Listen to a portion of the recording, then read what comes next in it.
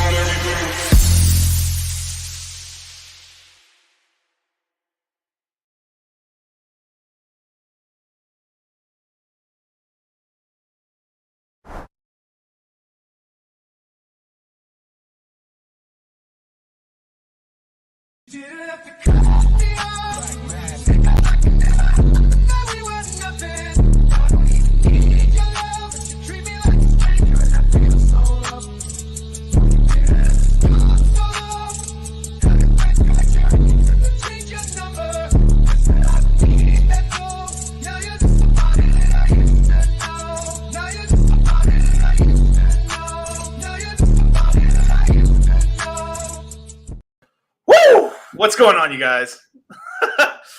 It's Dog Custom here, man, with Swerve the Dip, man. What's going on, man?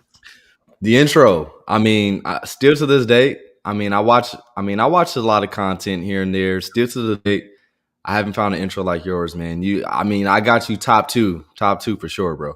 That's good, man. Let's get them up there with good names right now. I mean, shout out to Fresh and Fit. Yes, I love Fresh and Fit's intro, man. That shit is fire. I've seen that before, but yeah, man. Just another day. How you feeling? Feeling good. I'm tired as hell, man. I was telling you off stage, man. Like, dude, my leg is killing me right now. I kind of fell off the stage, but landed on one foot because I got balance and stuff. But I landed hard, man. I felt like so.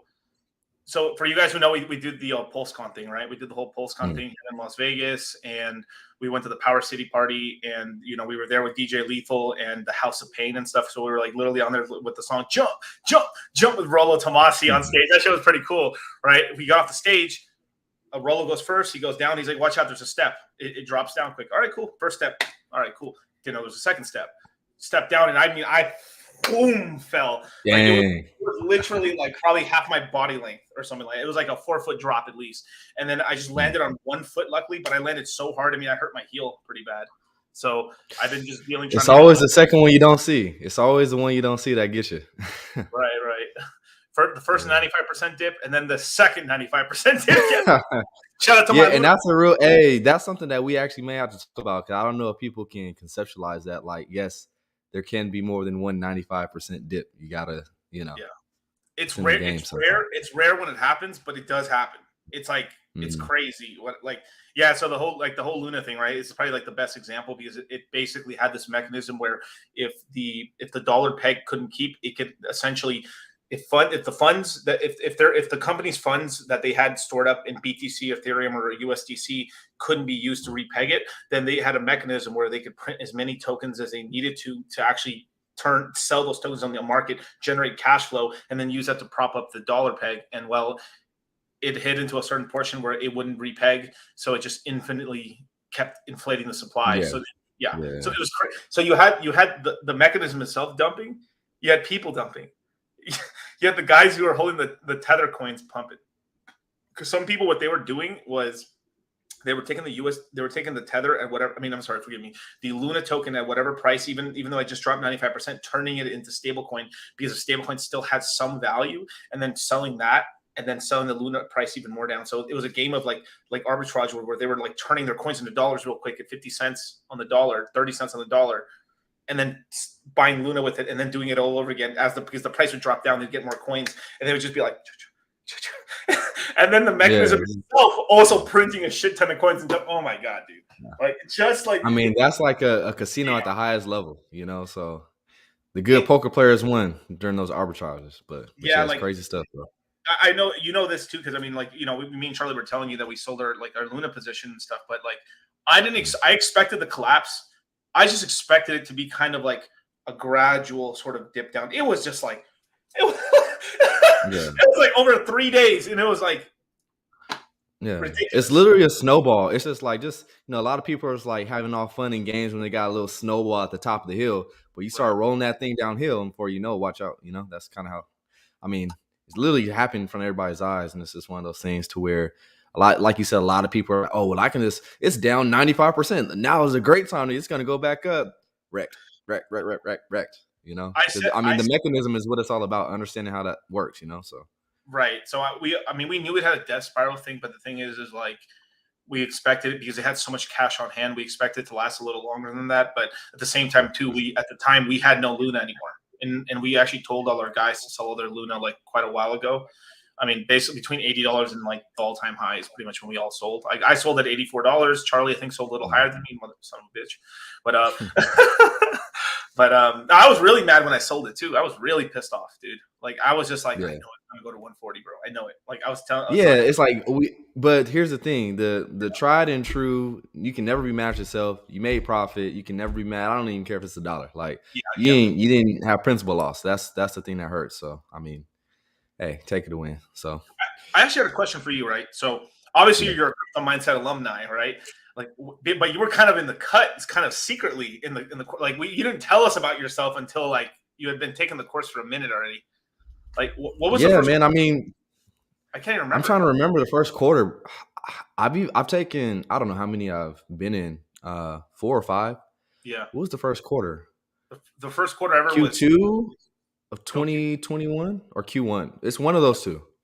Right. It was probably 6-5.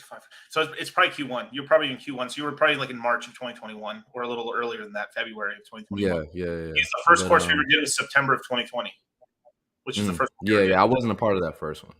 Yeah. Shout out to my boy Art right here representing. Hey. Let's go. But you might tell them the obviously I think we've given your background because we've had you on an episode of Moon Gang before and everything like that, but like some people on my channel may not watch Moon Gang for some very strange, sad. I don't know why they wouldn't, but I don't know why. I mean, they hate money obviously, but like yeah. But yeah, if you mind introducing yourself, Swerve. I mean, I'm just a guy here on the stream. Nah, man. Call me Swerve. Essentially, I class myself as someone who cares about investing in general. So previously I was a professional athlete, so I played in the NFL. But I mean, before that, truthfully, I've been always very entrepreneurial about the things that I've thought about and the things I've done. So before that, I was a barber and, just trying to navigate life and trying to figure out, okay, what's the best option for me to succeed in the things that I care about. But, once you get older, you start to be like, okay, I got some responsibilities. I need to see, what this finance game is all about. So for me, I took a passion into finance, mainly like when I got in college. Like that was like my thing of like, okay, I'm here for communication studies, but I was minoring in business finance and stuff.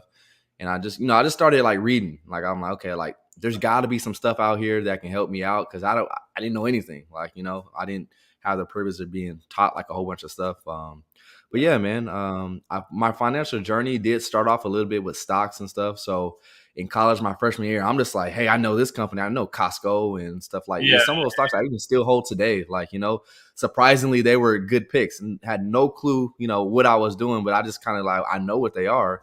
And, when you get that Pell Grant in college, right? Or I don't know if you do, but like, when you go to college, you get a Pell Grant. So I'm just like, you trick off some of it because you're in college, you go, just buy stuff you don't need. But, a little bit, I was like, okay, well, maybe I could buy some of these stocks that I heard about, whatever. But, make a little TD Ameritrade account. But from there, played and really enjoyed doing that. But all the while, my investment like process was full gas the whole time I was playing. So Mhm. for me, crypto kind of came across my radar mainly in like 2019.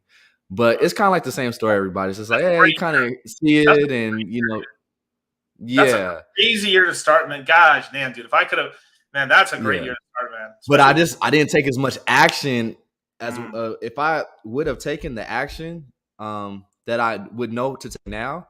I wouldn't be on the stream right now. Nobody would be able to reach me, But everybody has oh, it's that. good to know, bro. It's good to know. Yeah, nah, I'll mess with you. No, but I just kind of like looked and watched because like I seen everything happen in 2017 and Right. 18 when everybody was going all crazy and stuff like that, and I was like, okay, well, but for me, I had already jumped into real estate, so my thing, I was like, okay, well, I know residential and commercial real estate, doing some buy and hold on that stuff, like an apartment complex acquisitions on that end. And so that's kind of what I knew, paying attention to, how to make rental profits, watching Grant Cardone, like, stuff like that. But then it's just like, 2017 and 18 came and went. I remember Bitcoin was at, hey, where we at right now? Coincidence, 20K. And Yep. then everybody was all hyped. But I was just like, same thing. I'm not a type of person. I just like jump on something just because everybody's doing it. I think that helped me out a lot. And then so, time went on and I kind of just forgot about it. 2018, I was just like whatever. Like everybody's like, that's a fad. So I was like, yeah, it's probably just whatever fad. But Yeah. 2019 came back around and I was just in like I love doing research. Like, I don't know if anybody who's been watching my streams by now, like, don't know that I dive deep into the weeds to find like some of the best information, but that I can. But like I kind of just started, finding some trickle, videos here and there, just Bitcoin, this and all this kind of stuff. And I seen it was way lower. And so, 2019 came around. I was like, hey, I remember I kind of started checking on things. I remember I downloaded the Coinbase app in 2017, but I'd never used it because I just don't know nothing about it. So I remember I was like, I still have the app. I popped it back open, started looking at some prices, and I just watched for like 6 months. Didn't Yeah. buy anything, but then things kind of trickled back down. My biggest thing is like where I really took advantage was, I started doing a little bit, but I really took advantage of the COVID dip, like Mm, across the board, like on everything, like everything that I knew about that I could buy, I did, like, including crypto. And so I guess you can say like that was like the breakthrough for me of like, whoa, like what have I been missing out on? You know what I'm saying?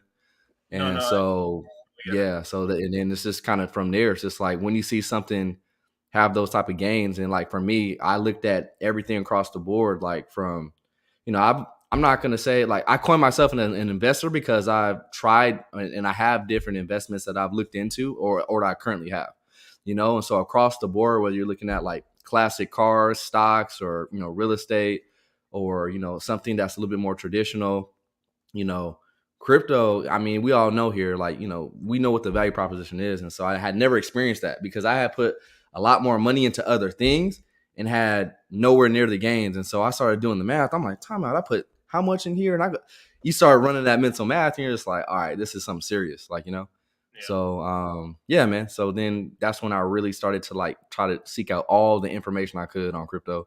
And lo and behold, crypto mindset. And that's kind of where I was like, okay, let's dive in. So And what you find us through what, like Fresh and Fit, or no, not even Fresh and Fit, maybe before there. Yeah. no, like for me, believe it or not, because I just started looking up just different websites. And this is like when you're new, you start clicking on stuff. But I didn't have all like the MetaMask and all the different wallets. I just had the typical exchange. So I didn't know about. So I'm just clicking on crypto websites. And then and I was just the thought of like cultivating this stuff came across my mind. So I found Charlie's website, believe it or not. Nice. Whoa, Um that's yeah, fucking yeah. cool. Yeah, Yeah. yeah. So I was just like, oh, okay, this is interesting. And then so I just started, doing my Googles and YouTubes and all that kind of stuff. So, For anybody who want to follow Swerve, man, all his links and stuff to his Twitter and his YouTube are right in the description box below. So go check his channels out. Go give him a follow, subscribe right now, or I'm gonna get really mad at you guys. I second that because here's the thing, man. Like, I appreciate like the people that do tune in and watch. Like, I do have the guys that are and gals that are pretty faithful and they're like really like registering this stuff because I come at a different angle than a lot of people. some of it may be a little contrarian because I know most people just want to be like, all right, when is this price going to be hit? But I'm just like, that's the least thing that we need to worry about. We need to understand how this process works. Just when you step into an investment class, how do you handle it, and like, what does your process look like? You know, so that's kind of what I focus on. No, I mean that's cool too. I mean, like, I was always surprised because I mean we've actually met quite a few times. We've had dinner a few times as well and stuff. Mhm. Some Yeah. good dinners too. Some good dinners. Yeah, Yeah, yeah, for sure. yeah. We actually had a dinner in basically my hometown, which was like kind of wild to me. You're like, oh, I'm over here in the area, bro. Like, what are Yep. you doing over here in this part of the world? Like, that's wild to me. Yep. But Yeah. Hey, man, I'm a journeyman. You know, if there's somewhere to go, I'll see where it's at, and luckily you just happen to live there, so hey, I mean, Yeah. beautiful, man. But Yeah. one thing that really caught my eye about you was like you were really super knowledgeable about real estate as well as like the classic cars as well and stuff like I hadn't heard too many people because like I actually been thinking about getting into classic car, not as an event. I will, of course, you always want to buy something that doesn't appreciate in value, but like Mm. more just because it's such a unique vehicle or such a unique sort of thing. Like because like it's like if you had a '64 Impala lowrider or some shit like tricked out, looking really nice and stuff, it catches people's eyes because you don't see them that often at all Mm. and stuff. But like it's still pretty high, like it's still really high level, like in terms of just like I guess stunting is basically the worst word to possibly use. But as like, being like, wow, that's a fucking interesting car and stuff like that, versus like, it's this whole thing where like you can buy $150,000, $200,000 Tesla and it still looks like a fucking Tesla. You know what I mean? Yeah. But it's still a great car, but you know what I'm trying to say, right? Where like Mm. that there's kind of like you can have these really like interesting one of one cars that you just don't see because it's like there's a bunch of like two-door. I mean, how many two-door Lambos are you going to see before you're like, oh, that's a cool Lambo, you know? Yeah. Yeah. Yeah. Yeah, I consider many markets to be very similar to its like core fundamentals. Like with classic cars, like why are they important, or why do they keep their value or grow in value? It's just the Yeah. scarcity aspect of it. Like anything that's scarce and that has recognition to have like perceived value by humans, it's always going to be something that people are like. That's why Ferraris are always going to have that thing about them. Is just like when you get the right one, the right spec, the right color, stuff like that. And they're not making these kind of cars anymore. And if you got it, guess what? You have the power. So I mean, crypto has a lot of those features too. So Right. So when you look at I mean, I know we're going off the thing right here, but like this is like interests me so much because it's like these like like for a long time people didn't even think watches were an investment, and they are an investment and stuff. So there's these other yo, subclasses. speaking of that, not to cut you off, like if you're thinking about a Rolex, going to Europe right about now is the time, because there's this whole situation with the euro and all these currencies doing what they're doing. That arbitrage on Rolex watches there's an opportunity right there. So if you can travel to Europe, if you're in Europe, if you got some US dollars, now would be the time. Right now, yeah, right now it's probably one of the cheapest times to probably go to Europe ever. Mhm. Like seriously, like Yeah. the dollar. I mean, like what is it like? The euro's at $1.01 and the pound's at $1.03. Like what? Crazy. Like people gotta like really fathom that. Like, cause I just sit back and I just really fathom that. Like a currency going down 30% in a year, and even like like all across the board, you're seeing this stuff happen, and it's just like currency going down 30%. So what does that mean for like the everyday person? That means you have to work a third harder to afford the same life. Like, you know what I'm saying? So if you work, what I'm saying, if you're working, a 50-hour week, add Yeah. another third to that. So add another, 15, 20 hours to just get normal living standards of what you were doing before. That's what's happening, so. Imagine all you would have to do. I mean, this is how crazy it is. Like this is the magic power of even if like you like, man, I hate crypto, but let's just say you hated crypto, but imagine that you just put like half of the money you earn into Ethereum and then turn it into USDC. How much more? Like, because like that's when people actually have a hell of a time getting dollars in actually stacking dollars. Now, like a lot of people in these third world countries, second world countries, developing nations and stuff like that. I mean, like it's like they don't want to have their dollars on the bank because the bank can rug them, right? So like a lot of people actually have like a bunch of dollars and wealth and stuff like gold and silver and stuff in their house and stuff, which is pretty dangerous actually, because you can be robbed and stuff. So it's like, imagine if you had the ability to like actually just have a ton of USDC and stables just chilling in a wallet somewhere in the ether, and none the wiser. You can travel with it anywhere in the States. And then and I know the dollar's also inflating, but compared to every other, I mean, the dollar is like cock slapping every currency around the world right now. it's insane. Like I remember a year ago. I mean, you might remember this from the early crypto mindset courses. I was saying that like I actually was seeing like a huge weakness in China and in Europe and stuff. And at the time, like people were like, "Oh, Miguel, man, bro, like Yeah, nah." they're like, Miguel, you're crazy. What are you talking about? What are you talking Like, about? this is the end of the American empire, the death of the dollar. No, Like, truly, that's what everyone's talking about. Yep. all hail. I mean, damn near everyone was like, all hail, fucking like Putin and Mao or whatever the hell, whatever the fucker from China is. Like, and right now, look what's going on right now. Crazy. I mean, this is what happened. I mean, this is just what's going to happen because like 85% of all international trades are done in dollars. So it means 85 to 90% of all international debt between corporations is in dollars. So if there's as the United States ups its rates, everyone needs to pay back these loans quickly, or because some loans are fixed, other loans are like they're like arms and stuff for balloons basically, which would be just wild to me that someone would do that. But I'm guessing that's more they do that to like I mean, it's kind of messed up because there is really predatory like lending going on around the world. It's kind of insane. I mean, this is what the financial system is based off of. Who can be and like get them locked into a way of doing like everything, like and right now. Yeah, like you said, like United States, like we're sledgehammering through all these currencies. It's kind of crazy.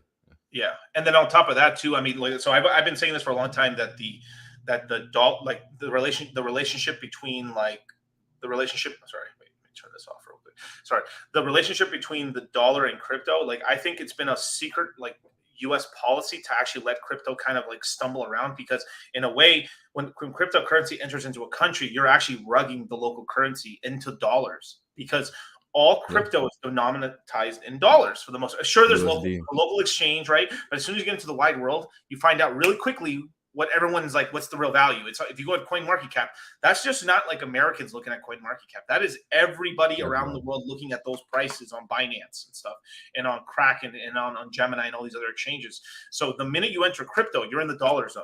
Essentially you've rugged your local currency and gone into dollars, which just puts more pressure.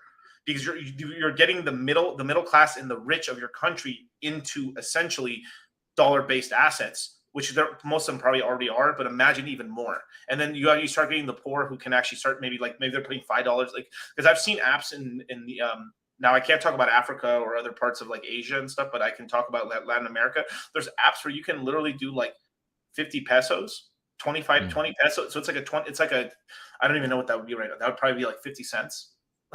A 50-cent note or a $2 note, and people are buying crypto like that.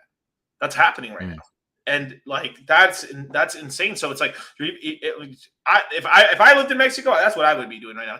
I'd be like putting 20 pesos every day, I'd be working like a damn slave and stuff, which most people who are out there working manual labor jobs, I can't imagine because they kill themselves like damn near like 10 hours a day to earn about like 20% of what they would here in America, maybe. Yeah. And that's on a good I mean, day. just like one thing that you said that is so important. Like let's say you don't even care about crypto, you don't even like crypto, whatever the case may be. It's legitimately, like in the year 2022, if you lived in any of these one of the other states, all you have to do is find a way to get USDC, and you just saved yourself 20-30% of your money. You know what I'm saying? So you're working weekly or whatever the case is, monthly, just at least put some of it. So even if you put half of it because you don't trust it all the way, you at least save 15% of your value, your purchasing power, just by getting the USDC. So crypto, like this is a use case. I know a lot of people are like, oh, where's the use? Like we're seeing in real time use case of if people know what to do, they can take advantage of it, Yeah. I mean, look at that. So you can buy as little as $1 on exchanges nowadays. No excuse not to invest. Yeah, you can do Cash App. I mean, I tell people the easiest way to onboard, just Cash App, get Bitcoin, and then from there you get Bitcoin to an exchange, get anything in this world. Damn near. Yeah. No. Yeah, Cash App and KuCoin is the plug. Like that's definitely. I mean, I think I had one super chat right here. Let's see. A $2 super chat, the Ascending Man. What did you play for? I mean, I guess what team you play in what position in the NFL? What did you play for? Oh, okay.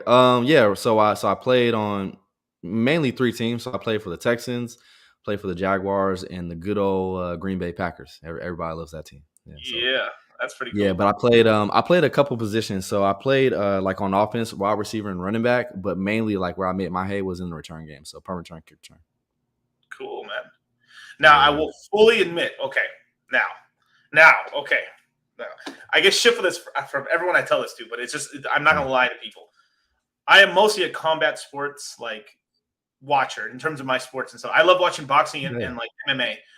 Now, I do know the teams and stuff and everything like that, and I know, like, of course, who doesn't know, like, Tom Brady and shit and everything like that. But like, my knowledge is like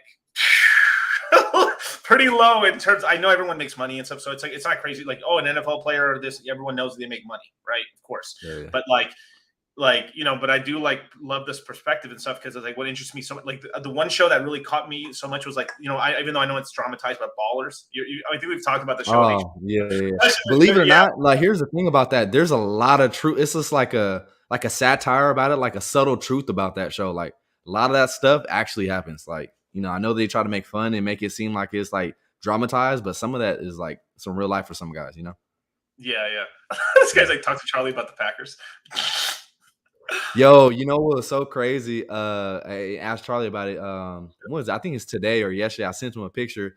It was a picture of me at literally like dragging like 3 Vikings, like they were trying to tackle me, and they couldn't take me down, man. 3 of them couldn't take me down. I sent him a picture. Like, what's going on, man? So tight, dude. Yeah, no, it's pretty funny. Yeah, that's hilarious, man. But Tom C with the $9 super chat. Hey DCC, hey Swerve. Great geopolitical analysis, very important perspective these days. Hey, thank you so much. Yeah, dude. Yeah. I mean, you kind of have. I mean, you got like it's I don't know how much that people look into macro, but it's all one trade right now for the most part, except maybe some like emerging markets. For the most part, everything is one trade. So the correlation is going to be as high as it's going to be. It's going to stay like this until things get figured out geopolitically. Like we're just in that part of the debt cycle where it's just it is what it is, So. Yeah, there's kind of a contraction right now. I mean, they're not printing money right now, and they're increasing rates. But at some point, they are going to start printing money again. Well, here's the thing about that. It's already getting going. I know you. So basically, Germany, 200 billion euros. On the euro side, yes. Yeah. Like in Europe, they're already kind of getting that going. Like even the Bank of England trying to step in and put the reins on it. Like, hold on now, we got to protect the currency. So like there's intervention. Like, and so for me, the reason why I pay attention to stuff in this nature, which I know you do too, is simply because you can just start to get the sentiment of like, okay, now where are we at? Like always like think about that, like that Wall Street, like psychology chart. You know what I'm talking about? Where it's just like, okay, like, are we in disbelief? Are we in panic? Are we in, fear? And I just try to think of like from like an aspect of thinking about all the events that has already happened. Like, how are people feeling right now? Like, to be honest, I could really care less about price. I'm really trying to track like human sentiment and then correlating that first into like the actual events that are happening before I'm like, okay, now what is the price of this? And like, what is this percentage loss? Or like that stuff is irrelevant right now. You got to focus on the things that really matter, So you're looking at more of the market in terms of like psychology, basically, or are you looking at like a mix? Like, are you looking at Twitter? Are you looking at crypto Twitter being like, no, dude. Like, if I do go on Twitter, I'll go on it for a laugh just to see about how people are going through things. But I mean, there's like a lot of stats that you can check. Like, so I don't know. Like me, I'm all about giving out like links and like, okay, this is like real data that you can go get.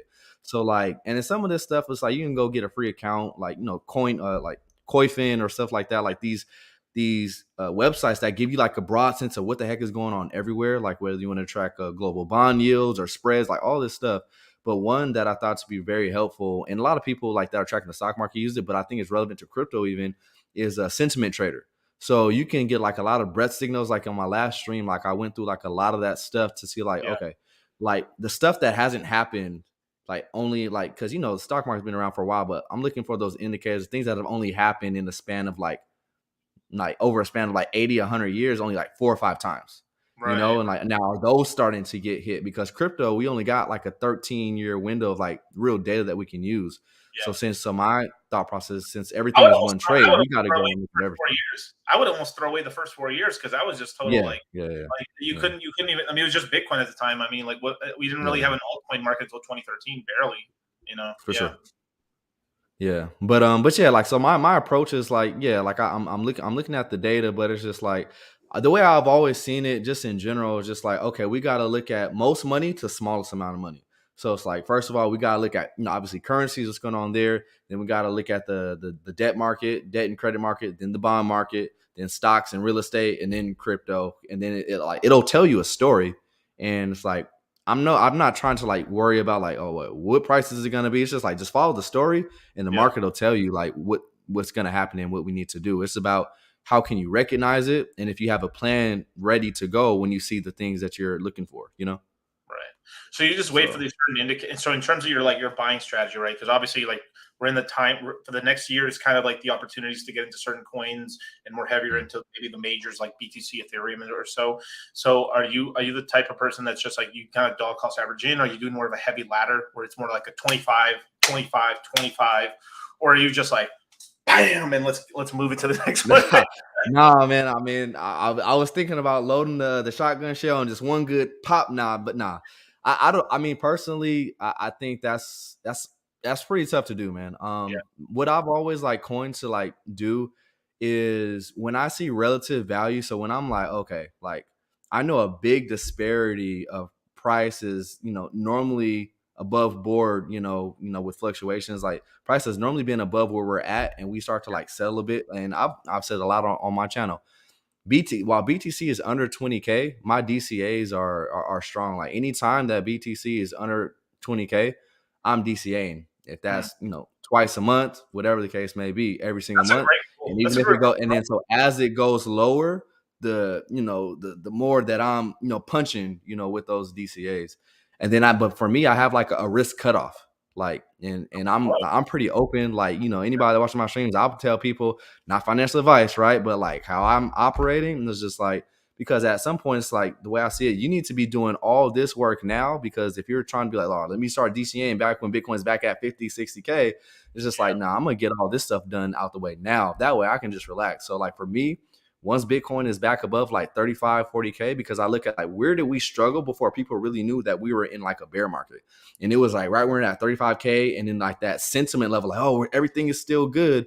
And then so for me, I think that's gonna be a big level. Like once we get back there, now that's gonna be like the rush of people in. And then you already know rush of people in, dramatic price increase. My job is done, So I'm doing like I really think for the next like 8 months of the next year, this is the opportunity window. Like got to ball out, go make all the money that you got to do, change this fiat for some stuff that's really gonna help change your life, So that's kind of how I handle it. You gotta steal money out of your wife's purse. Every single thing you can to get no. Yeah. No, I mean, go tell your wife's boyfriend to give you a loan. You know what I'm saying? Right. Please just let me Nah, watch that. no, don't take out any loan. Well, not financial advice, but Not financial advice. Right. stay away from leverage. I mean, my Don't borrow personal from the opinion. mafia. I shouldn't have to say that, but I Yeah, have to say that yeah. for some fucking reason. Get your legs Yes. cut off. Yeah. Yeah. Don't be borrowing from people you're not should be borrowing money from and stuff. But don't sell a kidney either. All jokes aside. But No, for sure. no, that's a kind of a cool. So you said like. So are you basically like, because like, oh, okay, so I 100% am with you about that whole 30 that 33 35, like that mid $30,000 zone for BTC is where people are going to get really comfortable. It's going to be a strong level, and I do believe that's going to be, but I also think that's going to be a big boring section when we're like, okay, we're pumping, we're in the mid 30s, and I think we're going to stall there for a while, like 30s to 40s. I think we're going to stall there for a while, and then because I feel like that might be like our 9,000, like back in the last cycle. It's going to be like us trying to get it's overnight. Oh, never mind. It's over. Oh, never mind. there was like a long period of time where we're just like flirting with like 10K. We couldn't pass 10K for a while until it's like, holy crap, we actually passed it finally. Because it's like, I feel like things are going to get really hot once BTC can finally get at somewhere like $55,000, and then like, oh crap, like we're but that's already so close already to the all-time high. Whatever, I mean, it's what is it, 69,000, 64,000, depending on where you want to count it at. But that's, I mean, so obviously like we're buying all the majors and stuff. So are you, in terms of your dollar cost average, are you going more into like, are you more of a Bitcoin guy going more into Bitcoin, or are you going more into the Ethereum side, or like what are you cost averaging into more? Like Bitcoin and my personal like thought process of Bitcoin, I think Ethereum is more than viable enough to, even with these lower DCAs, just go straight into Ethereum. I think I mean, there's a lot of things like you can look at the ratio and be like, okay, like what's leading in the ratio now? Is Ethereum pumping or Bitcoin? You can try to do that game. I'm just like, I just want to make it simple with like the majors, right? And if I do want to start playing some of those games from the ratio standpoint, then I'll there's some altcoins that I'm pretty fond of, that I know pretty well, kind of how their movement is, especially during times like this. But I would say like a good portion of the DCAs, like I kind of have like, there's like a strategy that I learned quite a bit ago about, just like buckets. Like, so within your finance, you got different buckets, even when you come to an investment class. So it's just like, all right, let's say you have an allotment of whatever amount. Like, let's say you went to work this month and you got, for example, like $1,000, right? And then and that's going to be your DCA money of this month. I got $1,000 of DCA. Now, the things that are tried and true that or we have a high proclivity that is going to be here throughout this whole cycle. Okay, go ahead and make that 65 to 70% of what you're doing. That 20% allocation is going to like that. Hey, I'm really believing in these. I know maybe these may be some lower level altcoins, whatever, but I want to take these shots, especially while we're kind of down here, because really want to get that advantage, like that first mover advantage, especially like on coins that you feel like people are just not paying attention to. You know what I'm saying? And then from there, like maybe you have like 10 more percent, so like a little $100 or whatever, to just be like, what have I been eyeing that I just shoot it, like, you know what I'm saying? And so for me, you do that, so you have that split over like the next 8 months to 12 months for whatever dollar allotment that you're comfortable with. I think that's how you really can take advantage, because I'm not trying to pinpoint anything. I just know what relative value is, and being able to say, hey, I'm in the game when I know that this stuff is extremely depressed in price, like, Right. And so, yeah. And that increases, like, and we know, like, when those capitulation events happen, it was just like, oh, like that was a capitulation. That's like automatic, just like, here, take my fee out. Like, Yeah. So, I mean, like, totally with you on that and stuff, like, because I'm mostly buying Ethereum. Obviously, shout out to all my Hexagons, but Hex cheese is in the house. But but I'm buying very specific. I'm like, obviously for this time around, I'm primarily buying very, very few amount of GameFi. But this cycle I think is actually going to be a really good GameFi cycle. Ethereum is going to do well. Obviously, Hex, the whole Richard Heart ecosystem as well in that, as well as like I'll start getting into a couple other L1s once I see what's kind of going on. But I'll wait for the bottom on those pretty much in terms of my DCAs.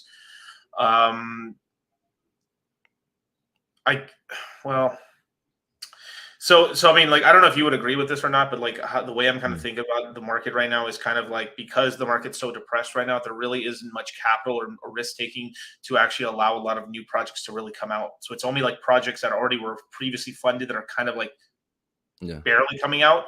So that's why, like, I was so like, I'm so bullish about Pulse Chain and stuff and everything, because it was basically $2.2 billion plus, sacrificed. A lot of capital, a lot of interest, a lot of people behind it. So when it launches, it actually has the numbers to actually do something, right? That's good. Now, if you tell me about another L1 trying to get started right now, I mean, Jesus, I mean, it's pretty much just going to like flop and do nothing. Could pump later once everything really like launches, but that's kind of how I'm looking at it right now. So it's like this part of the cycle we're in. It's like there's really only old coins from last cycle to invest into, and once the prices kind of pop off, whether that's going to be like at 55,000 to like we barely break the new all-time high, and like maybe like we hit 81K or something, that's when people go full like risk on. Because if I remember from last cycle, right, like we were like, we hit 20K, but it's going to crash, you guys. It hit 20K, like, and then it's like 21K. Everyone was like, sure, bro, sure. Like nobody was believing it. But when we hit $28,000 on Bitcoin, people were like, yo, this is real. Holy crap. And then bull market was in full effect at that point. No, like that's when everyone was like, okay, bull market started, you guys, let's go. And then that's when everyone went crazy, pretty much. I definitely, because like it's gonna be hard, because everyone's like, because I don't know your thought process, but it's just like, now when things are ripping and running, you want to be like, okay, what's that new thing on the block that's just like, this is the one that's gonna kill it this cycle. So like for me, when we get to that part, I worry about it. Like, of course I'm gonna do some research and see like what's bubbling up, but like most of my concentration really is just like, okay, what are the things that are gonna lead to that potential? Because that doesn't happen. No bull market happens until certain things happen within macro, So it's just like, I'm paying attention. Like, I mean, because what I do is I stream the Fed, FOMC live, every time, So if y'all ever want to come and watch that live, and I have some commentary, we all just kind of talk about it. For sure. Do that every time, And so, and you pay attention to like how they're talking about things, like how Powell was coming out and like he messed up before Jackson Hole. He was just like, oh yeah, like there may be like a, and then he came back at Jackson Hole was like, no, like we're hiking, we're not changing, like, you know. So you have to put that foot down. But it's like you just kind of look at they're telling us exactly, you know, what they want to do and kind of what they have room to do, because unemployment is not spiked like how traditional recession. That's why it's kind of like this weird like feng shui of, are we in a recession, are we not? Because some metrics that coin like a recession, like 2 quarters of negative GDP, which we may go into 3, we'll see pretty soon. Like that is like, okay, yeah, recession. But on the other side, and you know, we were on the phone the other day, I was like, yeah, things ain't real till people start getting fired, like, you know. Yeah. And so we haven't seen right, it right. yet. Yeah, that was this guy. Okay, but that's how you know things are progressing. But it's like my thing is like, I'm gonna just keep it real. That's the natural cycle, like, you know. Right. That's but she laid it on me a little thick. It was a little like, bro, it was super. It was like, yo, I ain't happy until like half of America's out of a job. I was like, yo, Swerve, yo, bro, chill. Yo, chill for a second. What are you talking about right now? Nah, chill. Yeah. But nah, like just like, but obviously nobody wants anybody to lose a job, but you know, but just understand that's the cycle, because, you know, all right, let me see if I can try to sum this up in all of like a minute or two. Like, what the heck is, if I were to like do a 2-minute like brief, if anybody hasn't paid attention to anything macro, the biggest thing is there's a lot of debt in system everywhere. I did a stream not too long ago, like explaining like debt is money. That's how money is created, through loans and debt. And then so the more that there's debt out here, the more that people feel rich. The more people start buying stuff, consumerism is going to, you know, 10th extent. Now all this debt coming into, you know, fruition, now things get a little hairy. Now you have inflation. That's kind of like the thing that they're trying to use to want to pump these rates up. And that's not the only reason why they're pumping interest rates. Like, this is a power move as well. I'm hoping that we're seeing how things are shifting. But anyways, it's just like, okay, the United States being the reserve currency, they have a special little ability to be able to start pumping interest rates, and everybody has to follow. And if they don't, they get left behind. And that's kind of what we're seeing with Japan. Their like monetary policy is very loose, and that's why their currency has gone down pretty much the most out of like the major, like, you know, G7, you know, countries. But like the issue is, it's like, so boom, once they start going up in interest rates, naturally money is more expensive to borrow. People don't feel as rich. They pull back on stuff. Corporate debt, you know, it's kind of like, okay, damn, we got to start paying this stuff back, and we can't get it cheap no more. That means people can't take as much leverage to go buy these same assets and stuff. That means stuff got to come down price-wise. The moment stuff comes down price-wise, now people start reacting. Retail people get fearful. They start dumping, not understanding. That's their fault. They'll learn next time, hopefully. But then from there, now it's just like, how high can we go with this interest rate before things get out of hand or start to break? And then now these deals get cut in the background, right? So now it's like these power moves are happening. Like, we're seeing like, okay, we're going to stimulate this, you know, $200 billion in Germany. These central banks are stepping in place, and they're doing things that they haven't done in a very, very long time. Like things they haven't done in 30, 40 years. But now it's just like, hey, America, I know like sometimes people are like, man, America is not showing the strength and all that kind of stuff, but they some sneaky, like there's some crafty people, you know, around here. But, you know, and it's just a normal cycle. Like now that everything is kind of going down in price, people are, you know, I mean, this is the thing, like people got to go through that. And then, you know, when you can't get cheap money anymore, and now we see capitulation from like a company side. So companies going under, we've seen that all through crypto. The next part of that is, okay, they got to get to as high of where they think that they can push these interest rates before things like get too crazy from an unemployment, but it always pushes that unemployment number up. Like not always, but this is frequently what happens is the hard landing. You know, it puts pressure. It puts pressure on it, basically. Yeah, and then so it's just like a big old pressure valve, and then this got to hit the relief button, and then the relief button hits. Then now we just go sideways. People can regulate stuff, because like even like with the housing market, you know, I pay attention to that a lot. You know, so 7% mortgage rates. Like, so people that were able to get 2.5%. You know, now they can afford like almost like 25% less home, you know, with the same payment, which is crazy. But it's just like all these things, it's like all this stuff has to filter through the system. Once it filters through, then they can be like, okay, we don't need to hike anymore. Like, I think so their goal is we got to get to 4.5%. That's the estimate by the end of the year. And then from there, for all of 2023, their estimate is like 4.6% for the Fed's fund rate, which is basically nothing. So really, once we do the damage here by the end of the year, for as far as interest rates, they'll be flat, and then it's up to them when they want to start, bring them back down, and then turn everything back on. And then that's kind of where we're at. I actually want to show someone. So this is Patrick Bet David's Instagram, and he had this really great post. Look at this. Now this is off now because we just recently had an increase. This is before the increase, the current increase. So if you basically look, you had a $500,000 house at 2.8%. That was before the rate increases and stuff. You basically had to pay $2,400 a month for your mortgage. Now, to keep paying the same mortgage rate, you basically have to downgrade yourself into a $350,000 house to keep the same payment. And we just went up. So that means that you instead of a $350,000 house, you have to get yourself like $290 to $310 with that 75 basis point increase we just got. And they promised another point, and they promised another 150 basis point increases as well. Yep, bro. So we've gone from $500,000 house at $2,400 a month to we're basically going to go to like 225,000.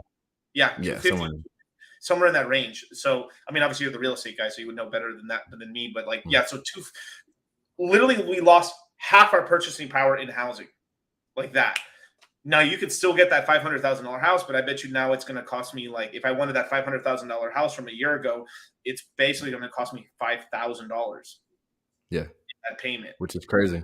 Damn. Like for a lot of people, that's not even doable. Like and so real estate being like the lagging market of it all, because it takes a lot for like people will give up a lot of stuff that's like liquid. Like that's just naturally, it's easy to get rid of. I'll sell this first, but a house ain't so easy to sell. Like there's as far as like closing time and all that kind of stuff, it's a process. So like real estate is slowly starting to like show like that, okay, like things are getting a little tough. And what did I say? Dang, 7.83%. That's rough, man.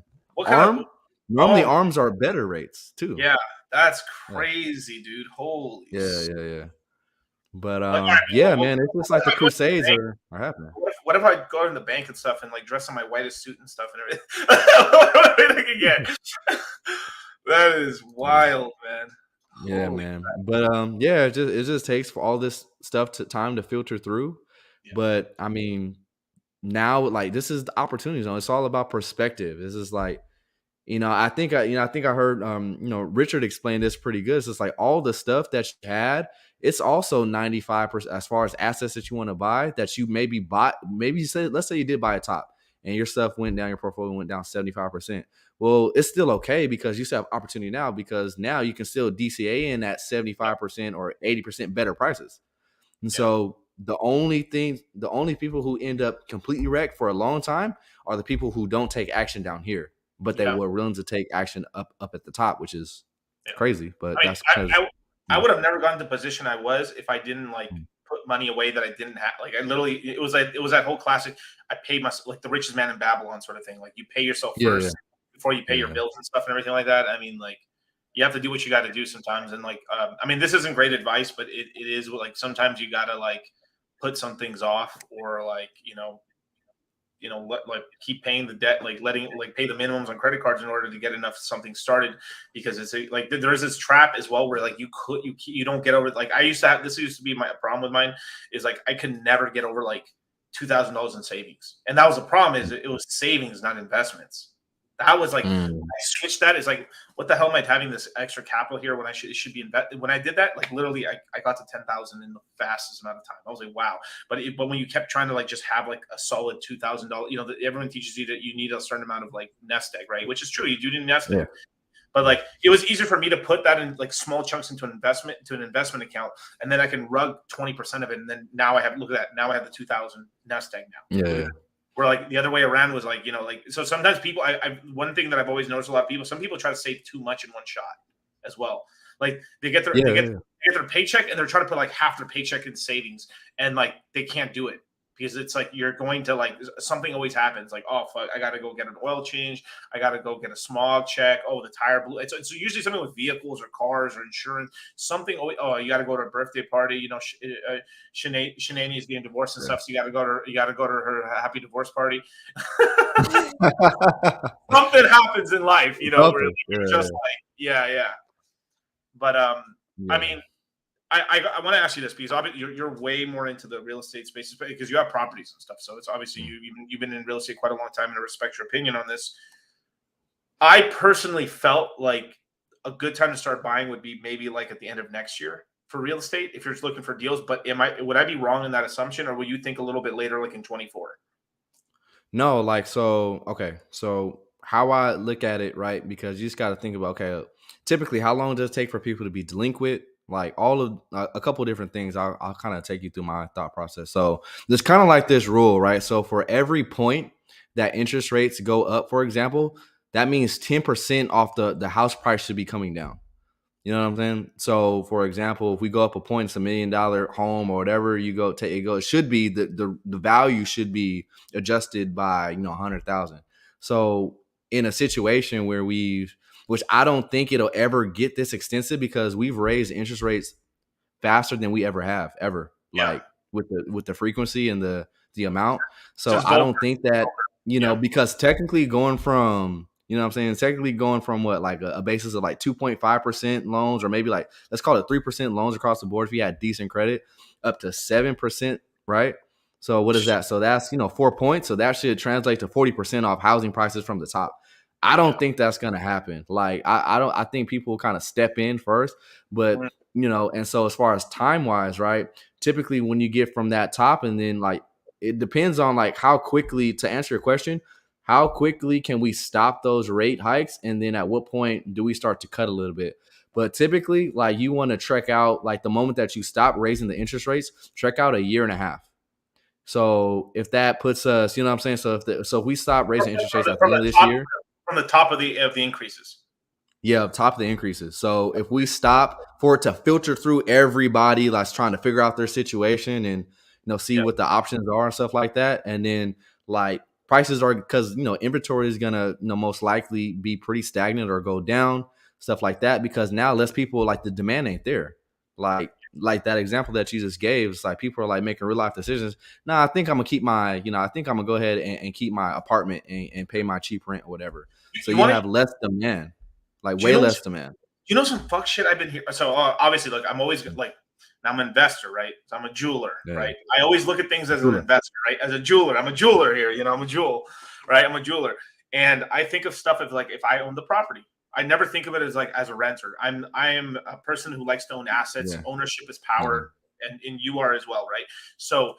I've been hearing some fuck shit here in Las Vegas as well as other places in California where like there's reports, like I literally saw this in the news, where people are complaining that like it's not fair. Guys who own the property are essentially kicking us out because he wants to live in this property. So it's like the rich just stay richer. They just downgrade into their properties. And I was like, what? Like what? Yeah. Like, well, it's like, you're right. Like maybe some of these guys are like, oh, maybe I overextended myself. Let me just live in one of my properties. So yeah, like, no, I've seen that. I mean, it's just like, the way that I think about it is, it's like, hey, if you took the risk because you had to take on, like, in a lot of cases, not all cases, but most times people had to take some type of leverage to attain property. So if you're the one who took the debt risk of trying to acquire that property and you're trying to rent it out, I mean, you kind of have a little bit, more viability to say, hey, it's like if I'm hitting hard times, yeah, I can at least live where I own. I think anybody that's sensible could understand that. But most times people are just thinking about their own pockets, so they're just like, oh, they're kicking me out, like, So, but I think people have more options though, as far as the rental, like, because there's more things for rent than there is like for people to go buy, especially in an environment where interest rates are this high, So. Right. And shout out to but yeah, I would say like a year. So I would say mid-20, or no, that would be, so if we, so like mid-2024. Okay. So I got before you answer the whole thing, right? So put this into consideration. Yeah. Do you think they have the balls to increase the rates in November? Yeah. You really with the midterms, with the midterms elections? Yeah. Fuck. 100%. Okay. Whew! Okay. I mean, like, we can look at the CME tool. Like, that's the only thing I've been like, they might make a pause. and then do it afterwards and stuff. But like, because it's like because the Fed always gets the shit for about being politicized and stuff. Again, that's peak because obviously it's the Democrats trying to keep and retain their offices and stuff because it looks like it's going to be a fucking red sweep this time around.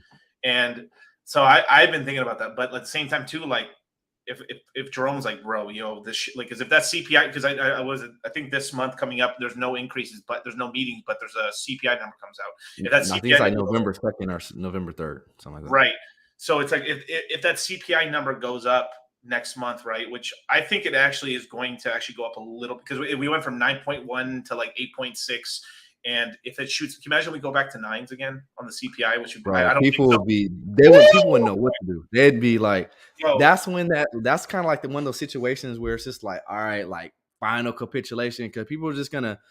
I think a lot of like final capitulations happen because people are just like, I've had enough of this. This is not going to how I had it planned. It's not even an assessment on like asset and like, when is the value kind of like where should I be purchasing the asset, or like, or it's just kind of like, man, I'm tired of this, like whatever. Like it's because of duration of time. People can't take it, Right. Because so it's just like, that may be it. If we go up with that would be a big blow to a lot of people and a lot of countries too. Like if we go back up with inflation. Yeah. They promised basically 150 basis point increase. Now let's all right. Now we're theory crafting here. We're just theory crafting here now. So this is all I do on my channel. So let's do it. I love this shit. This is I don't get to talk. I don't get this stuff. I know all this shit. It's just like I never get to like have a person to like talk. I fucking love this right now. So okay. So imagine, all right, next month the CPI number is actually, it goes down quite significant. Not significantly. Let's just say we go into high 7s, or like low 8s. Would then the Fed be like, all right, we're heading down, that's good. Would they now split it up into 3 raises, like a 50 basis points instead of 75? So they can sort of like look like they're still like doing stuff, but kind of like lighten, like it's light taps. It's like love taps instead. Because like that 75, everyone's kind of used to it, but it's still kind of like, damn, it is a lot. Because 2 rate increases, that's a full 150 points. But like if they're love tapping like 50 basis points. Because I remember back in 2016, I think that's when they were like from 2015 to 2016, they were doing 25 until like, and then they stopped, and then they like basically nuked it back down to 0 basically on the rates and stuff like that. So I just think just for them trying to have a show of competency, especially since they've always been known to be incompetent and stuff like that, they're legitimately going to stick to what they're projecting out there. So I think we're going to get 75, no doubt, no question, higher probability in November. And for them to not be political, that means they're not going to do anything different than what they said. You know what I'm saying? Even though there is midterms. That's how I'm kind of seeing it. Yeah. I mean, I'm with you with it. Like, if you asked me a month ago, I would have said no. But like, we're so close now that it's like I have to see with the CPI numbers. I know which way the wind's blowing. I feel like that, like, I still think there's a chance that they might just kowtow because I feel like if they kowtow and don't increase the rate increases, then we actually might end up getting like a slight like December, November, and mostly December or something like where the prices aren't crashing. But then that would pretty much set us up to take a shit down in the first quarter then. Pretty much, which is like, I mean, the way I'm kind of like reading into it, it's just like I think we'll get a 75, a 50, and then it's supposed to be a schedule for a 50. But if they just kind of want to be like, hey, we're not really trying to kill you guys, we'll just go to 25, like on the December hike, and then from there, 2023 hit. But wouldn't that seem like they're just kind of bitch fitting that? Because it's like we know they're going to do a 75 with the rate increase, right? So it's like if let's just say CPI stays the same. Doesn't go down. It's just like, oh, it's in the mid 8s. All right, cool. So CPI is still fucking high. Then that means it's like you might as well do the 75 because it's not doing anything. Because like, what's a 50 going to do? It would probably even. I don't know. That's a good point. I think so. Theorizing. So because I'm just looking at the data. So what do we have in June that helped us out? Like go from 9.1 to 8.5 and then 8.3. It was really like so gas, right? So we seen better situation on the gas front that kind of helped us out. But then what do we see that was still sticky? Consumer services. So that particular sector actually went up. And so like that's part of like the core inflation that that they're looking at. So there's like, oh snap, like that actually went up, but it kind of offset it. Like gas went down quite a bit, but a small sector in like consumer services went up. So that's So kind of like the thing. But OnlyFans is out here right now. Is what you're hey, saying. like people are out here doing what they got to do. It's tough, but Not to derail the conversation, but Jesus Christ, people are paying these OnlyFans people too much. Jesus, man, it is why I've met too many girls that make too much money, bro. It's insane. It's like just like a random OF girl is like 30 G's a month and shit. Like okay, one's like 60. I met one that's making like $300,000 to $500,000 a month off of OF. Like what the fuck? And like I wouldn't, my dick would go nowhere near that shit. I'll tell you that much. I'm like. I mean, hoping they're investing in some crypto while they're at it, because that's not like, yeah, they're it's most probably gonna be worse than a professional sport. It's not gonna last, like, you know. Yeah, and then that's actually funny. Like, well, I don't want to say they're not watching the shit. So anyway, but like, if I'm being for real, the one that was making 60 was telling the one that was making 300 because she was younger, and the 61 was older. She was telling her to like put her money away, but the younger one was full. Like I'm talking about like iced out, you know, Richard Mill on the wrist and stuff and everything like that. So it was like, but they were talking about investments and stuff, but it just is what it is, you know? Yeah. But yeah, man. I mean, look, people gonna like because I've seen it a lot, like playing ball and stuff, and seeing people like when they're young come into, you know, ungodly amounts of money or whatever the case is, and they don't come from it and stuff like that. The part of your brain telling you like sensible stuff is like turned off. You know what I'm saying?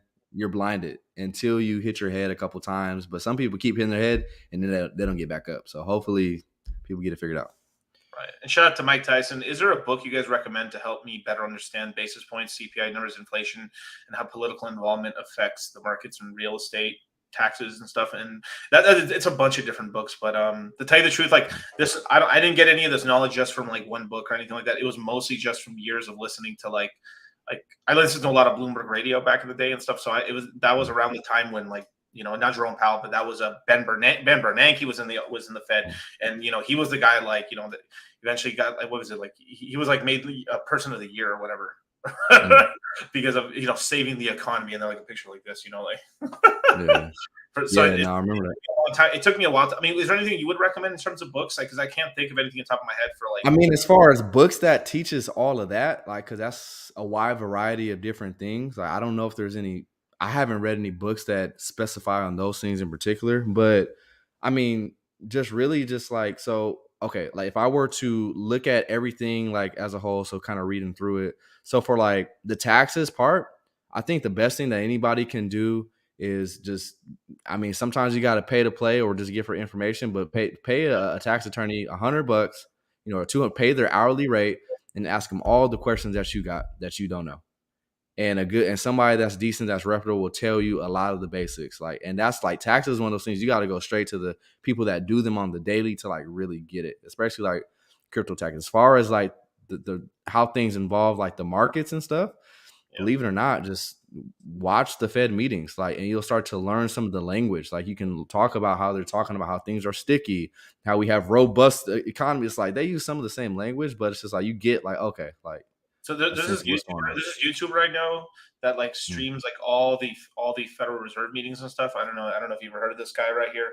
His name is Swerve the Dip. I mean, that's how you do it. But really, a lot of this stuff is just kind of entrench yourself in the information. Like anytime like you see, like if you're on YouTube, you just start typing exactly what you put in the comment, and you got to filter out who kind of knows what they're talking about and who doesn't. But through time, you'll start to be like, okay, I'm getting a sense of the verbiage. I'm getting a sense of like the stuff that matters. A lot of the stuff is fluff, but as far as like real data, like how you're talking about CPI numbers, like websites are better for that. Like, you know, so you can go like tradeeconomics.com is one I use a lot for a lot of like just good global information on data. So.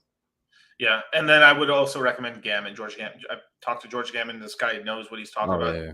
He has really great videos and stuff. And he has like cool whiteboard videos that he does as well, which I actually thought about doing some before I met him. I thought about doing something like that, and then I was like, you know, but it's George Gammon's like legit as hell, so he talks all about that sort of stuff for sure. But it is, but you also got to remember his slant is towards traditional, not crypto at all. So you got to also like right now with me and Swerve and Charlie and all, we're for the first, like, because macro's always affected everything, right? You have a nuclear disaster somewhere and like that affects the United States and the rest of the world. That's going to affect everything, right? But for the most part, like you didn't really have this entire like the macro wasn't really affecting crypto for the most part until like I would say like damn near to the beginning of 2020 and 2021. I'm sorry.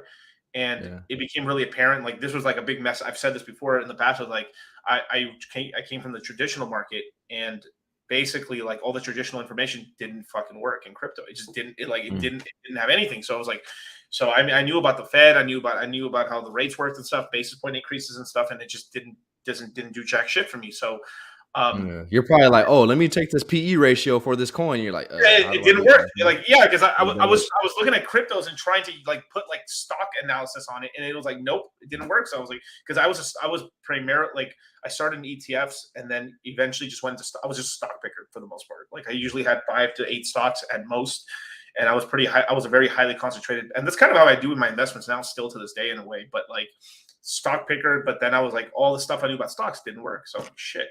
So I completely missed on that first rate. Like I needed to get kicked in the face a little bit with the rate hike increase, the first one. So when the second one happened, I was like, oh shit, damn. Because like the second rate hike increase, that's the one that got me. I was like, oh crap, macro's affecting the market now. Holy shit. And then I just changed everything around and stuff. But if I had caught that first one, I probably would have no, I mean, I think I played it right because like we're making money on some altcoins and stuff because like I was kind of I was telling Charlie in the background, now this is kind of fucked, but like most people have been in the bear market since November and we've only been in the bear market since April, basically, because we were still making tons of money on plays and stuff.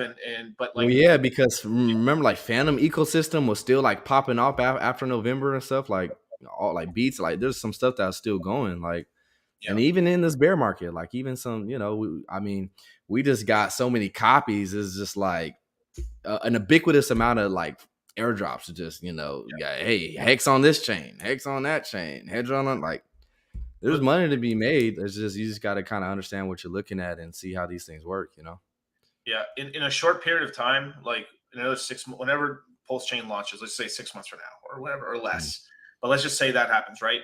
Then we've literally gone in that span of time. We have literally just by holding one coin like Hex, we have gotten about 6 airdrops. There you go. It's wild. It's so much money, dude. Like Hex, then free Hedron, and then now W Hedron, now W Hex, and then P Hex, and then P Hedron, and that's not counting like if you invest in the Maxi tokens as well, or any of those perpetual tokens and stuff like that.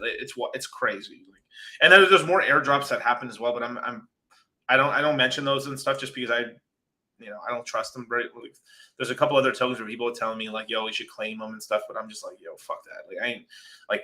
You have to be very, very careful of what you connect your wallet to, especially if it's something that you have that much capital locked up in the future. It's like that would just suck to get rugs from that, Yeah, no, for sure. Like for me, it's just like, stuff that and I spend a lot of time, like the way that I've always seen anything that I want to be successful in is just like you gotta entrench yourself and don't like literally don't be like, like I'll get to it. It's like you really want to be successful here or whatever you're trying to do. You just got to dive in, like dive in with the information and take it as it comes. And then just like the more stuff that you can get down packed. And then the way that I've always like feel like, okay, I'm comfortable with this is if I can explain to somebody else. So it's like the moment that I feel like I know like how things work, if I can explain this to somebody else, okay, I feel comfortable enough to be like, okay, I might be able to connect my wallet to this. If I can explain like what this thing is all about. If you can't even explain what it's about or what the deal is, somebody's telling you, oh, you got this stuff. You can't explain to somebody else. You probably need to back before you start connecting your wallet and taking airdrops and stuff, Now, there's something that I say to people every time, like anytime I meet somebody, like, and we're like actually hanging out for a while, and like I can tell they have an interest because I'm not gonna bring if someone hanging out with somebody and they're not into like the whole money thing, they're into making money, but they're not into the investments and shit. But this is such a mind fuck like that. Like I knew this was true, but like it took me years to believe it. That like everything's a Ponzi. Oh, everything. Like money's a Ponzi. Everything's a Ponzi, and it is such like it's like it's damn near like I feel like a red pill. Like damn near, where like you're almost going through like different levels of. I've already hit the acceptance. I've accepted it already for what it is. But for a lot of people, they have like an anger towards it, or like, no, that's bullshit. No. But like, if there's no demand, your thing collapses. That's That it. It doesn't that's matter. it. It's that cut and dry. Yeah. Yeah, it's that it's such a it's such a mind fuck. Like everything. I mean, even real like this is when like I knew that was true because we were all taught, like we're all kind of somewhat taught, like supply and demand. You know, like we all talk about like supply and demand. You know, supply and demand, right? But like if you had like where it really cemented in me is just hearing Richard say this and stuff. Just for I was like, Jesus Christ, he's right. Damn it! Like if everyone sold their house today, let's just say we all sold our house. Like every person on the street sold their house, the house prices would be in the shitter. If you have everyone in a city sell their house, just try at any, it would be worthless. Yeah. Yeah, I mean, that's the thing. Like, so like for me, like, cause you like I always try to like, okay, cause everyone talks about, and this kind of like my thing, when people like, oh, well, crypto's not real. It's like, see those crypto scams and stuff like that, or like those Ponzi schemes. I'm like, you're not realizing, but you're getting Ponzi scheme right in front of your face. You just don't realize it. And it started off a long time ago, and you just been in the system, and you just been unaware for this long. But like, one thing that always gets me is just like, do people realize like when they turn 18 out of nowhere, they start getting all this mail from all these banks randomly? Hey, right. you got proof of this credit card. Hey, you got this. Hey, you got that. They're already sucking you in, like Yeah, already prepping you to just kill you on the debt side of things. And so you're just like, oh, well, this is normal, right? Like taking out loans is like the way things should always be. It's just like, well, they're already shaping your perception to already just want to be able to get stuff that you can't afford. And yeah, that's the beginning of it, you know? And so it's just like, and then obviously the dollar just going down forever. Like this is something I continually talk about, like almost every stream. I pull up the chart, I'll go over to the St. Louis Fed and like look at the dollar purchasing power. And I'm like, this is not going to change. Like it being down 99.99999% and continuing to probably go down another 99.99% in the next 40 years, that's not going to change. And so everything, realizing that everything, like you said earlier, is everything is denominated. Like that's the denominator of value of like what we're looking at is in dollar terms. So if the denominator is always going down, you have to look at your numerator and say, hey, is this numerator going to help me out and do better than this denominator? And we have to right. find the best numerators. And so as of right now, crypto is by far the best numerator that we can ever get. Period. So, you know what I'm saying? Especially And during this so downturn where like these assets are off like 90% for some of them, 80% exactly. other ones. But just before we go back on this, I always want to answer this real quick. Benny Blanc. Yeah. Now you're like super red pilled on this part. Like ever since Nixon decided to turn the Ponzi switch. No. We were always in the Ponzi. Yeah. Fuck, like this is the shit that pissed me off with the gold and silver are a bunch of Ponzi shit on as well. Because technically we weren't even in a true like if you actually study like the whole thing with gold and silver, we since 1913 we were already off the gold standard already. It was just papered. It was only so it was already like papered. So most people didn't even have it in their hands. They had it in banks, and then they still could get it from there, but most people didn't. So it was already fractional reserve gold anyway at that point anyway. And then from there, obviously after the Great Depression, that's truly when we were off the gold standard from that point, because they made it illegal to hold gold and silver. People don't even know that there was oh my God, there's this crazy story like that. Like I haven't really been talked about because I studied, because I like, you know how Ben Bernanke studied the Depression, right? Yeah. He was like famous for like he had a PhD for like studying depression is one of the reasons why he got the job, to make sure it didn't happen. Well, I studied the 1920s. I studied the Roaring 20s. That's what I studied. And there's this crazy stuff where like there was basically these crazy ass like dudes and stuff that basically were fucking all the flapper chicks in the Roaring 20s. That basically what happened is these guys got super rich from the equities market, did the whole bull market. Basically, they're primarily guys that made money off of World War I, left there, invested off the bottom of there. Everyone came back. I think the war ended. I think it was like 1918 is when World War I ended. They came back. They took their investment money. A lot of people back in the day invested into something called victory bonds or war bonds. I think they were called victory bonds back in the day. War bonds were, I think, World War II. And this was the first time since Americans were essentially taking in tin cans, any recycled goods and stuff, getting some money back. Kids and parents were all essentially buying war bonds for the war. What ended up happening is that when they got out of that First World War, they had a ton of actual capital for the first time in their lives. So people couldn't save. So remember how I told you earlier, right? I kept trying to save and I couldn't do it and stuff. But the minute I put it into investment where like it was completely out of my hands, by the time it came back to me, they're like, they got paid they got the principal and they got paid interest, and then they had this big lump of cash. Well, the guys in the equities market were like, holy crap, like they mostly just dealt with like basically like high middle class business owners and higher. It was not like stocks was not a thing normal people did. So they're like, holy shit, like all these people have all this capital. Let's go sell stocks to these guys. And this started basically the roaring 20s in equities, because equities were basically cryptocurrencies to them back in the day. Because what happened is the reason the bond market's the biggest investment vehicle industry in the world is because of the fucking war bonds, because essentially they transferred a lot of Americans into bond investors. And some people said, I know bonds, so I'll stick to bonds. That's why it's the oldest industry, because it was the oldest industry. It was the first one to get introduced to the Americans and the wider world into bond investing. Then some guys tippy-toed into equities from there. Now, some of these, and I can go into a huge story about that because I literally, I love talking about all that, but I'll skip forward a little bit. So basically, some guys, basically like imagine like I'm talking about crypto guys, like right, a bunch of these crypto guys made a bunch of money, and they ended up started seeing like, oh, dude, this is a bunch of bullshit. There isn't enough gold. So they started hoarding up the physical gold. And then they ended up causing this problem in the banks and stuff. So now there's a conspiracy theory that FDR and stuff like that actually, most people didn't get their gold confiscated. It was more just to scare people. FDR and a bunch of these people supposedly went after a bunch of these rich people from the 1920s who didn't get wrecked during the stock crash. They held gold and cash and properties. They went on and killed a bunch of these people and then took a shit ton of gold from them. I mean, I don't doubt it. Like I don't think a lot of people know about this. This is like a really crazy, like I barely heard about this story, and I was like, "What the hell is going on?" I got it. Okay, I'm continue, but I got a conspiracy theory about like money and financial or money and presidents. I got something about JFK that might throw you on a loop. Like, okay, well, all right. Let me finish. Yeah, continue. JFK. This is crazy. Yeah. So basically, what happened is they were living off the hog. So okay. So now we left 1929, big crash, holy shit. Now we're in the middle of the 2030s, of the 1930s. Now this is one of the biggest times in human history where you had a wealth divide, where this is where you had the Duesenbergs created. This is where there was so much wealthy people who controlled so much of the wealth at that point that you had like the biggest, baddest of those old type cars and stuff, because people were spending money like crazy.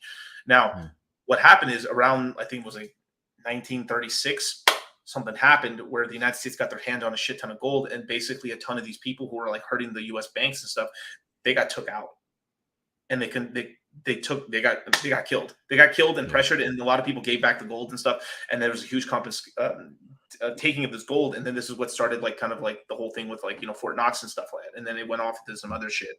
So that was all off of dudes who basically did like, imagine it's like we killed it in the crypto market so much that we cashed out, we made all this, but we had a bunch of real estate, and we controlled all this crypto, and then the U.S. government came in and tried to take our crypto and then add it to the reserves and made like, that's basically what happened. And then from there, like and that's the thing that sucks when you're dealing with something physical, like it can be taken like that. Like that's why crypto was invented, because I'm sure that was thought about, Yeah, it's crazy. So after that, then so just to go back to the original point, so gold's always been a fucking Ponzi, and even then, people were paying each other in gold and silver a little bit, but then if you actually look at it, when like it got paperitized, because people couldn't carry all this gold and silver anyway because it's heavy, so people would go to goldsmiths and deposit their gold at a goldsmith and have a promissory note, and this is how banks got started. The original banks were started from fucking goldsmiths. Yeah, I did a whole stream on this, like exactly the words you just said. I did a whole stream on this called "Debt as Money," and it's a documentary that came out like back in like 2005. I'm just like, we talked about the same exact thing about the goldsmiths and how like the goldsmiths was like, oh snap, like people are depositing all their gold. I'm just giving them a receipt for their gold. Oh, they're using it in the marketplace, so this is like cash now. Like, dude, it's always been like, and even before that gold, they would actually put other metals in it, to be like, okay, like this will suffice for gold, but they'll use like 80% other metals, 20% actual gold, and pass it off as like the same amount. Like It's always, anytime like there's something within finance, there's always somebody that's greedy enough to say, hey, let me try to manipulate this for my benefit. It's always going to be like that. Incredible. Man. So let's get into JFK a little bit. I want to hear. I'll just keep it simple with JFK. JFK was actually, I think, one of the good ones that was actually trying to do some good stuff. We all know like these central banks have a crazy amount of power. Like that is obvious. And so like we got to realize that, we don't have like US like dollars. We have central bank dollars like, that we get, you know what I'm saying? So it's just like JFK was like, hey, we actually want to like have our own currency. So, you can't just keep this money print just going on. Like we want to be able to have some type of regulation.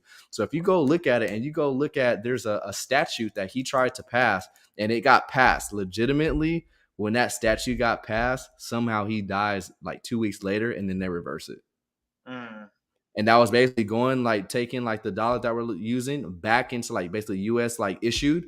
Yeah. And going from central banks, right? So getting out of the whole central bank fiasco and like getting from under their thumb and actually being like, hey, this is actually like a nation state currency. And so he put all that stuff into like executive order, got it passed as a statute. Before you know it, 2 weeks later, dead. Yeah. I don't know if that's a coincidence, but no, I think look, I truly believe you right now.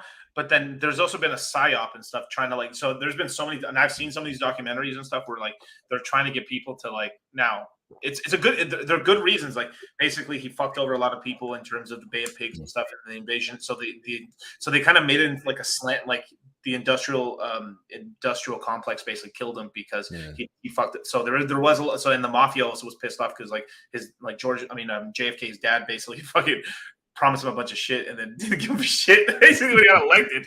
So and then on top of that, like you want to know some bullshit? Like there is so much horse shit going around with JFK and shit just because he's a popular figure that like.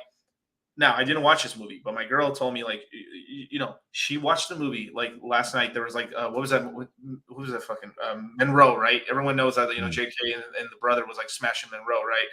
Literally, she tells me in the movie that's on Netflix that like one of the last scenes before she dies is like JFK like nutting in her face. I shit you not. Like this is what I'm talking. You see what I mean? And like you'll never hear the part you said, which is like he passed some shit to basically rug the Federal Reserve, and and then so it's like iceberg levels of like so the normie shit is like he was fucking Monroe, and then no, secretly it was the industrial military complex and stuff that actually killed him. And there's a lower level. Do you know that what's his name? George W. Sr., who was the head of the CIA, was there along with his son. They're all there in that city in Dallas and stuff. And then from there was all these Cuban guys. So it was actually our own government that killed him, wasn't it? And then from there we get into like, this fucker tried to rug the fucking Federal Reserve. Well, my thing is just like this, like, because think about like what are like legit like. Now I've never been in this scenario, but it's just like. What are legitimate reasons why people try to off somebody? Yeah. A lot of it is tied to money most of the time. Like, and then so for something like that, it's like every time something like that happens, it's a cover up. If people, and look, I'm going to just go ahead and say it. If people think 9/11 was like an accident or something like that, like, I don't know. There's so much conclusive evidence. You know what? I don't know what to believe. I think whatever the government tells us is true, dude. I don't like if the media puts it out there, it's real. Okay, it's got to be true. It's got to be true. I am a corn-fed American, and if CNN, and Fox say this shit, it's true.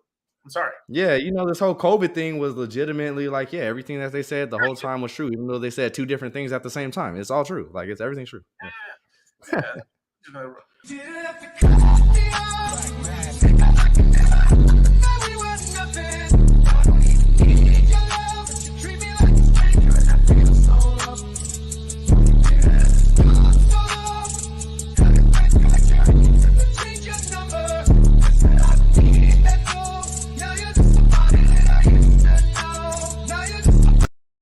Now that we're back from that propaganda that we were fucking spinning right there a minute, we did. Yeah. So actually, I forgot one thing on the iceberg. Then there was the whole mob thing too on the iceberg. Yeah. It's a lot of stuff, man. So, but it could be like it really could have been just been a combination of all of it. But the final straw was maybe what you said there, and then they ordered these people who already were pissed off to then like take because that's a dramatic action, no matter what. Yeah, not for sure. So it could all be true. Because I think there is like truth to all. I mean, you could be a complex person where like you fucked over all these people and stuff like that, and they all come after you, and you could be like fucking all these bitches in the background, and and like all of it. All of it. People are complex, like I literally didn't know that actually. Like that was that you actually did teach me something new. I had never even heard of that before. That's crazy. Yeah, Legit. yeah, no. Look it up. I got some links I'll send you after this, but you just be like, what? Like, that's real stuff. And it's documented too. It's not something like that's my thing. It's just like some of this stuff is like, okay, how can we like document that or see like no, you can see the exact documents that were passed back then. Like you can see it and read it. So I mean, I yeah. feel like me and you are becoming like what's like what's called Eddie Bravo right now. He's like, hey, you got to check it out. You gotta Yeah, check. yeah, check it out. Check it out. Check it out. Yeah, I got the links, but Nah, hey, I man. don't know nothing, but you got to check it out. Yeah. Yeah, nah, it's a lot, man. But yeah, no, I mean, for me, I'm not so all right. Going on another tangent. So All one thing right. that I've been doing like a lot, like lately, is because I'm like, oh snap, like all this stuff going on in Europe, like no gas. This is like not saying that I'm like becoming like more of a prepper, but I've been looking at like like these survival videos. So like these guys, right, where they'll go out to like Alaska with like a tent, like a knife and Yeah. like and nothing else. And then like they'll just go out there for like a week and just survive. Like I'm on that kick right now because I'm just like, yeah, it's like who knows, we may hit something crazy, but it's just like just in general, I just like anybody on the stream. It's like I don't know if you guys are like this too, but it's like you never know when you got to be prepared to like be like, okay, I got to learn how to make my own fire if I need it to. Like you don't have gas, you don't have. Do you know how to burn a wood stove and cook something like just simple stuff? Do you know how to fish? Like But like, all right, I've got to play devil's advocate here. Okay. yeah, yeah, yeah. So like Uber Eats isn't out there. There is. Oh, okay. What the fuck are we talking about right now? I mean, like, But I'm just saying, it's like just from a pure like, what if at some point you can't rely on other people in the way right. that you think that you can? There's so many things that we thought that we could rely on that just not reliable no more. Not saying like now I don't think it'll ever get that bad, but just as a person, like wouldn't you want to be like, hey, out of a group of people, if we were on a deserted island, I would actually somewhat know what to do. Right. You know what I'm saying? Like, do you want to be that guy where everybody's looking at you like, bro, what are you doing? You don't know how to do anything? Yeah. Shout out to Tristan Tate. Yeah. But nah, but but I just thought it was entertaining because like seeing like these guys just really get it. Like that's my thing. It's like, man, like seeing somebody's getting after it, like they're really like using the resources, like truly all the resources around them and nothing's given to them. I kind of look at that from a philosophical sense too of like, okay, now that when we look at these markets, like what are the resources that you have to be able to put yourself in position in within a market? You know what I'm saying? Right. So just like how he's got to be able like, all right, I got to follow this process on how to, you know how they got the wood and they're trying to like burn that smoke to start the fire, like legitimately. So when you come to these markets, you should be like waking up in the morning, like, all right, what am I looking at? What I got? Like, so it's just kind of like one of those things where it's just like you can look at stuff in the natural and apply it to things within the market and see, okay, like how are people utilizing resources and what do I have at my disposal? Whether it's just like, hey, work ethic, things that stuff like that, just continue to develop when it's most needed. And you Yeah. got to identify like right now is like most needed time to like get your plan together now and execute. You know what I'm saying? So No, that's definitely having food, having a certain amount of water. I mean, having a bunch of food, water, yeah, weapons, and then some medicine. People always forget the medicine part, or even some Neosport, and just having some of that and some. The one tough one I've always found is like where people get like where do the people get the antibiotics? That's the tough one. I never really hear anyone tell me that true. because you do True. need antibiotics. You do like if shit goes down where like. So I mean, for me, I personally I haven't seen any websites. I'm sure we can buy all that, but like. Yeah. Just is but yeah, acquiring those skills and everything, I think it's really important and stuff. But there's also like here's the fucked up part if you think about it too. It's like you're also then wasting now. Some people say that's not wasting your time, but that's also like it's a considerable amount of time because you're going to the range or doing stuff. So it's like you gotta be passionate. Like some people are like super like to the nth degree on the gun side, and some people are more on the survival side, and some people like Yeah. I'm storing the more of like well I have lots of money but low time. Let me store up a bunch of supplies. And that so it's Yeah. like everyone's on that range, and on top of that too, there's people like who have the money to do all this stuff, but then are like, you know what, I need to be grinding because I'm trying to get to the next level and shit. And Yeah, for that's right. sure. And that's right. Tom C was right. That's right. Alex Jones.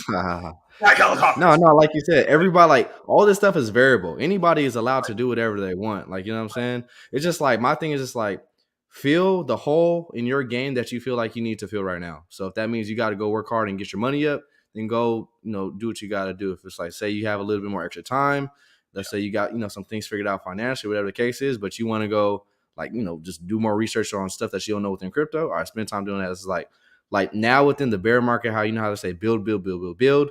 I mean, just look at everything, all the resources around you, and say, look at your life in general and say, okay, like where can I be building right now, as a whole? Like, you know what I'm saying? I've always looked at that, like, in my perspective, like I'm never just like, all right, I'm gonna just like try to grow or do well in one area. I look at my life as a whole and be like, all right, where are any holes in my game? All right, how can I fill these holes and level up in everything I'm doing? So, Well, personally, I know one place where guys could actually like get like a group and stuff where you can actually get all these skills is joining the freaking Citadel, man.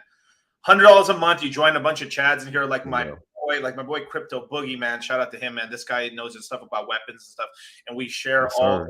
not just weapon. I mean, we're talking about crypto and everything else, but like literally, like the amount of men and women in this chat that have this kind of high level information is to like, so anything you need to ask, you can get in this chat and stuff. So it's like if you need a place where you want to kind of escape the matrix and kind of start joining a place where you can actually level up and be in a place where everyone's in a positive attitude, the Citadel, man. And on top of that, every month you're in the Citadel, $50 off the next crypto mindset course, and it stacks up from there.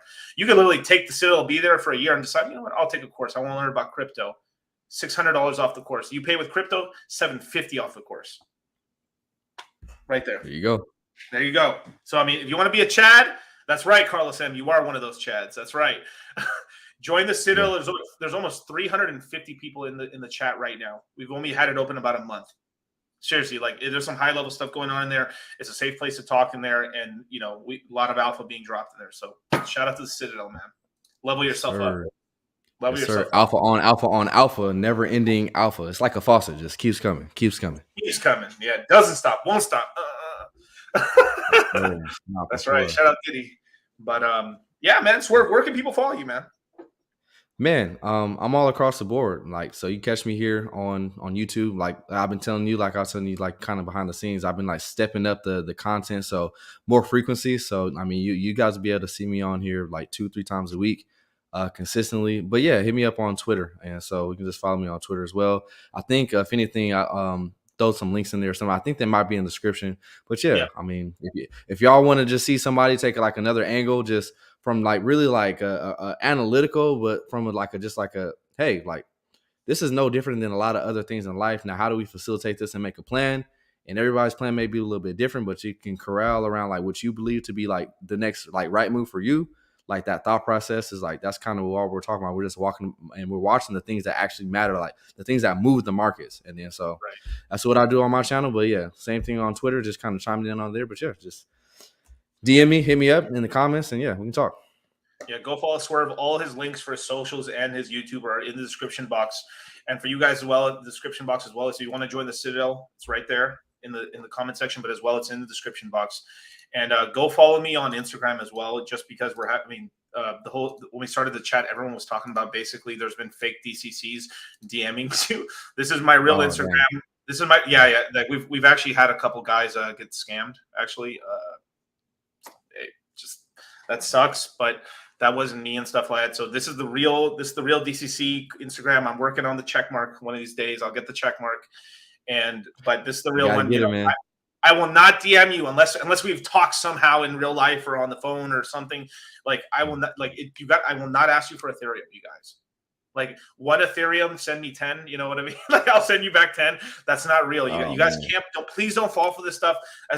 So it doesn't happen now. But there's some guys that got ripped off that said like, hey, yeah, the crypto mindset's over, but hey, I can get you in. It's gonna be $1,300.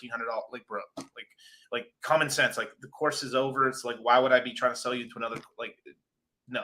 So go follow me on Dollar Cost Crypto so you don't get scammed and stuff. And protect yourselves out here. So thank you so much. My next stream will be, I'm actually thinking about doing one on Friday because we actually have something kind of cool going on Saturday and stuff. But yeah, man, catching a bit, man. And I will definitely hop on that stream and stuff. So hit me up right before we do that stream, the Fed minutes or something. I literally will be on there with you, man. That sounds I'm so down for that.